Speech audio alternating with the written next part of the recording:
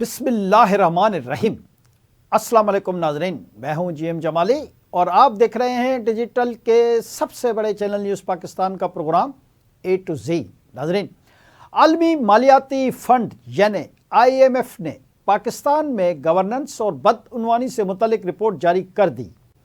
Governance and corruption report میں پاکستان میں مسلسل بدعنوانی کے خدشات کی نشاندہی کی گئی ہے۔ 15 نکاتی اصلاحاتی ایجنڈا فوری شروع کرنے کا مطالبہ کرتے ہوئے IMF نے کہا ہے کہ اصلاحات سے پاکستان کی معیشت 5 سے 6.5% تک بہتر ہو سکتی ہے۔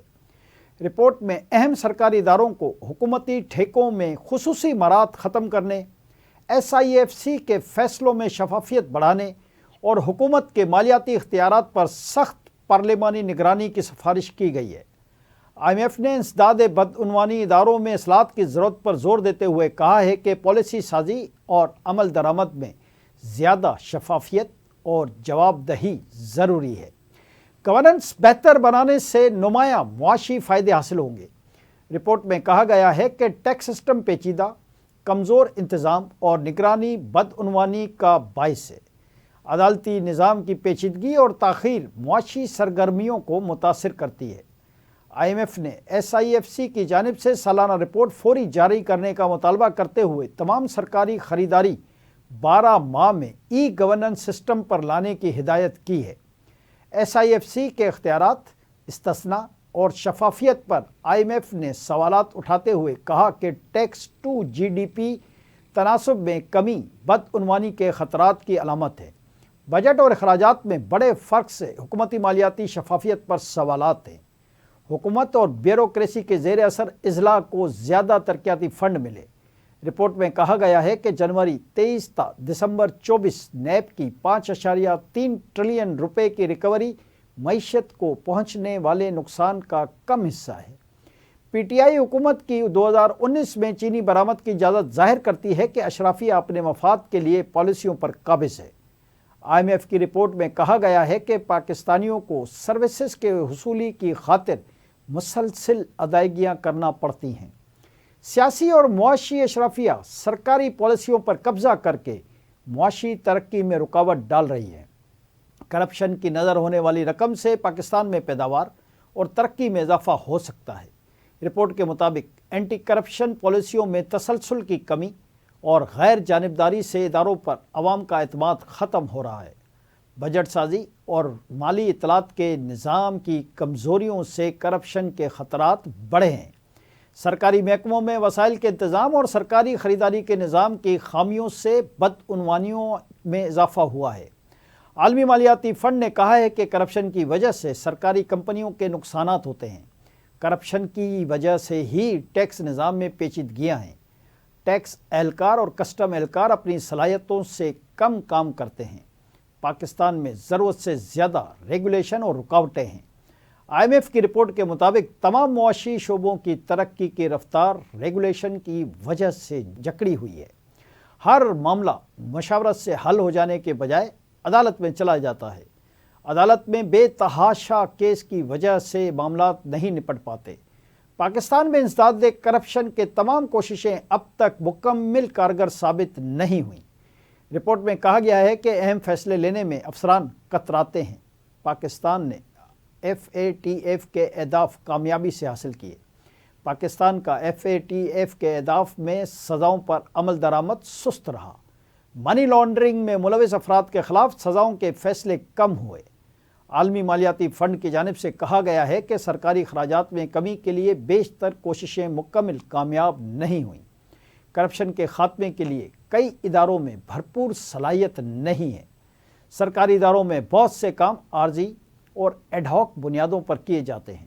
کئی وزارتوں میں موجود افسران متعلقہ وزارت کے امور کی مہارت نہیں رکھتے۔ ٹیکس نظام میں پیچیدگیاں حکومتی کمزوری کو ظاہر کرتی ہیں۔ ٹیکس افسران کی کارکردگی کا احتساب ہونا ضروری ہے۔ پاکستان کا عدالتی شعبہ تنظیمی طور پر پیچیدہ ہے۔ جی ناظرین، دوسری جانب ایک اور اہم خبر سے آپ کو آگاہ کریں کہ سیکورٹی فورسز نے خیبر پختونخوا کے ضلع کرم میں کارروائیوں کے دوران بھارتی حمایت یافتہ فتنہ الخوارج کے 23 دہشت گردوں کو ہلاک کر دیا۔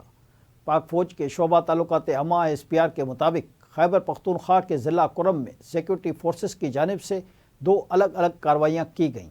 ISPR کے مطابق سیکورٹی فورسز نے خوارج کی موجودگی کی اطلاع پر ٹارگیٹڈ آپریشن کیا۔ آپریشن کے دوران سیکورٹی فورسز نے خوارج کی پوزیشن کو مؤثر انداز میں نشانہ بنایا۔ پاک فوج کے شعبہ تعلقات عامہ کا کہنا ہے کہ کرم میں ایک کارروائی میں شدید فائرنگ کے تبادلے میں 12 خوارج ہلاک کیے گئے۔ کرم میں ہی خفیہ اطلاع پر دوسری کارروائی میں 11 خوارج کو ہلاک کیا گیا۔ ISPR کے مطابق بھارتی حمایت یافتہ کسی بھی دہشت گرد کے خاتمے کے لیے علاقے میں کلیئرنس آپریشن کا عمل جاری ہے۔ ملک سے بیرونی حمایت یافتہ دہشت گردی کے مکمل خاتمے تک انسداد دہشت گردی مہم جاری رکھیں گے۔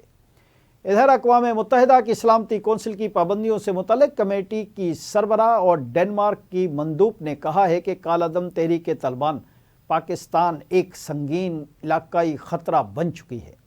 بریفنگ میں کمیٹی سربراہ نے کہا کہ TTP کے تقریباً 6000 جنگجو افغانستان میں سرگرم عمل ہیں، جنہیں مقامی حکام کی جانب سے لاجسٹک اور عملی معاونت حاصل ہے۔ کمیٹی سربراہ نے مزید کہا کہ TTP نے افغان سرزمین سے پاکستان میں کئی بڑے اور ہائی پروفائل حملے کیے ہیں، جن میں بڑے پیمانے پر جانی نقصان بھی ہوا ہے۔ جی ناظرین، دریا اثنا ایک اور اہم خبر سے بھی آپ کو آگاہ کرتے چلیں کہ روس نے پاکستان، بھارت اور پاکستان افغانستان تنازعات میں ثالثی کی پیشکش کر دی ہے۔ پاکستان میں روس کے سفیر البرٹ پی خوریف نے یہ پیشکش اسلام آباد انسٹیٹیوٹ آف اسٹریٹجک اسٹڈیز کی تقریب سے خطاب کے دوران کی۔